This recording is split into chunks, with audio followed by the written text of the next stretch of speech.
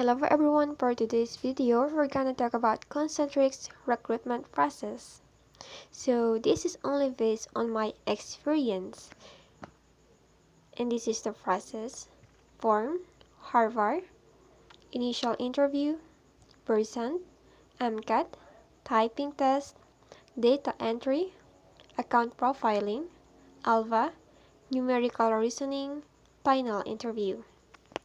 So, para if ever na maisipan nyo mag-apply sa Concentrix, you already know the process and you can get ready before the actual interview and the actual assessment. So, let's start.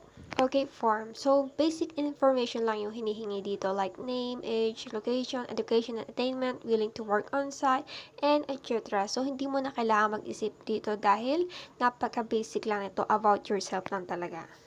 Harvar, so dito na matetest yung skills mo, yung comprehension, listening, and speaking skills mo. So sa comprehension, meron dito may magsasalita in English, then after that, you would answer a series of questions para malaman it magaling ka ba talaga umintindi at makinig ng English. Then, meron siyang speaking na may babasahin kang mga paragraphs para malaman kung tama ba yung pronunciation mo and such. And tip ko sa inyo is mag-practice na kayo in English kasi sa dulo meron siyang speech. For example, they give you a topic na what do you do on weekdays and they give you 1 minute. So, sa loob ng 1 minute, dapat tuloy-tuloy ka magsasalita in English about sa topic na binigay nila sa'yo. Initial interview, so they would ask you questions about yourself to test you. So, kung wala kang work experience, probably they would ask about your school life. For example, when was the time you were forced to do something but you don't have a choice but to do it? So, mga ganon. Then, ang question pa sa akin is, when was the time when you get in a complicated situation and what did you do? So, mga ganon. Person speaking assessment. So, meron siyang 6 parts. Reading, listen and repeat, answering closed-ended questions, sentence builds, story retelling, and open questions. So, sa reading is, may babasahin ka lang na paragraph and yun na yun. Then, listen and repeat is, merong may magsasalta in English and sasabihin mo lang sinabi nila exactly. For example, the boy said, I wanna go to the beach. Then you would said, I wanna go to the beach. So, uulitin mo lang. Then, answering closed-ended questions, meron siyang question, then sasagutan mo lang. Then, sentence builds, ito naman sentence builds is, itatama mo lang yung formation ng sentence. For example, the boy said, dog, love, I. Then your answer would be, I love dog. Then next is story retelling. So dito sa story retelling, you would need to retell the story. So you should remember the character's name, setting, anong nangyari, anong naganap. If may dilemma ba, ano yon, anong nangyari sa ending. So you need to tell as much information as you can. Then, open questions. Dito naman sa open questions, meron siyang i-ask, like out of the past. For example, if you see your friend again after a long time, where would you take him? To a nice restaurant or to your house? And why? So, meron siyang time limit. For example, 30 seconds or kadalasan is 1 minute. So, pag 1 minute, sa loob ng 1 minute, dapat tuloy-tuloy kang magsasalita. Iwasan niyo yung dead air. Moodle. So, sa Moodle, meron tayong dalawang sasagutan, which is the typing test and the data entry. So, sa typing test, ang requirements nila is greater than or equal 26 words per minute. Meron po akong link sa description box below para ma-practice nyo yung inyong typing speed. Then, data entry, kailangan nyo masaulo yung 2-letter abbreviation ng USA. Meron din po akong link sa description box below para makita nyo yung 2-letter abbreviation ng USA.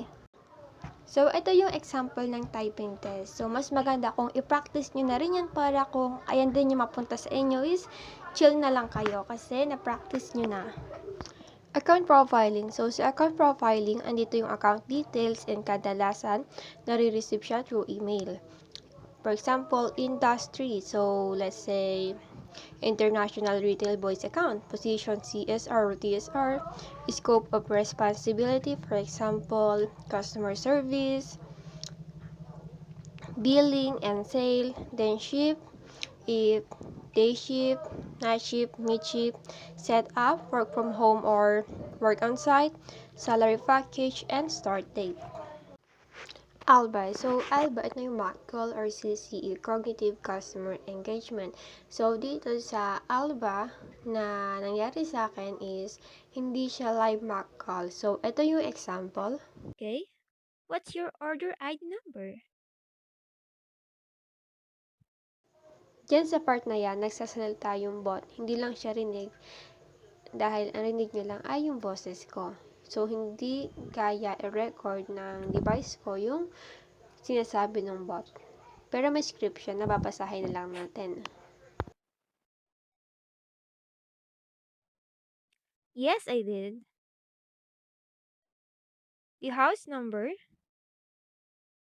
should be 3535 instead of 3353. Let me check on the best option for you. Dito talaga matetest yung English speaking skill natin kasi kailangan tama yung pronunciation mo ng English para maintindihan ka ng bot. Next is numerical reasoning assessment. So, sasagutan nyo ulit sa Moodle and at naman ay some calculations and some basic internet knowledge. So, ito yung example. If I use a $50 coupon to purchase a $100 bag online, how much do I need to pay? So, 50 minus 50 equals 50. So, ang babayaran ay $50 na lang. It is a smartphone feature that allows the phone to share internet connection with other devices. So, of course, nasagot yun ay mobile hotspot. Seller A sells KN95 masks for $10 per pack. Each pack contains 10 masks. Seller B sells the same mask for $23 per pack. Each pack contains 15 masks. Which is cheaper? So, kay seller A, $10 is equals to 10 pieces. So, 10 divided by 10 equals 1. Ibig sabihin kay seller A, 1 pieces of mask cost $1. Kay seller B, $23 is equals to 15 pieces. So, 23 divided by 15 equals 1.53. Ibig sabihin, 1 pieces cost $1.53 kay seller B. So, ang mas mura ay kay seller A, which is $1 per 1 pieces. Then, last example, Kiona bid online for an off-white XWMNS Air Jordan 4 SP sale for $700. She has been saving for these sneakers for a year. The seller said she should just add 15% and the item will be hers. How much does Kiona need to pay? Let's compute. So, $700 plus 15% is equals to blank. $700 times 15%. So, para makuha natin yung 15%, 15 divided by 100 is equals to 0.15. 700 times 0.15 is equals to 105. So, 105, ayan yung 15% ng $700. 700 plus 105 is equals to 805. That means $805 ang kailangang bayaran ni Fiona para mapasa kanya yung sneakers. And then finally, final interview. So, ito naman, questions na siya from the team leader or manager. So, sa akin, ang nakaharap ko ay yung team leader. So, dito guys, dapat talaga is magalingan yung sagot nyo. Kasi ang kausap niya dito is yung team leader or manager. So, ang questions na encounter ko is, how do you get from home to work? Tell me about a time someone shouted at you and what did you do? How do you feel about working on weekdays? How do you feel about working overtime? How do you feel about working in a shifting schedule? Mga ganon. So, meron pa siyang ibang questions, but unfortunately, hindi ko na maalala yung iba. Then, after the interview, natanong ko yung about sa training, kung paid training ba siya and magkano.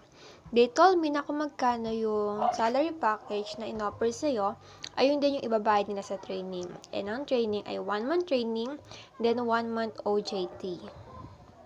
Kung nakatulong sa inyo ang video ito, huwag kalimutang pindutin ang subscribe button. Thank you!